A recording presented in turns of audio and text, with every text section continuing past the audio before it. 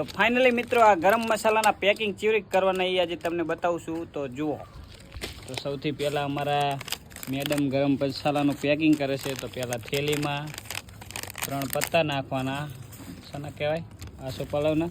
પછી આ બાજુ ગરમ મસાલો અહીં આવી રીતનું પેકિંગમાં નાખવાનો. પછી આ બીજું કંઈક છે, એનું નામ મને નહીં આવડતું, શું કહેવાય ને, આવી રીતના પેકિંગ કરવાનું. અને હવે છેલ્લે ઇલાયચી અંદર નાખવાની, અને છેલ્લે લીલું લાલ મરચું નાખી દેવાનું. અને પછી સ્ટેપલર હારે આવી રીતે સ્ટેપલર કરી દેવાનું, એટલે થઈ જાય મસાલો રેડી. જો આપણો મસાલો રેડી થઈ જશે. પછી આવી રીતના એને સ્ટેપલર મારી દેવાનું, એટલે આ પટ્ટી થઈ જાય. તો આ બાજુ અમારા ફ્રાઈનું પેકિંગ ચાલુ છે. થોડું ફિટ રાખો સ્ટેપલર, ફિટ રાખો કે ખોલું એટલે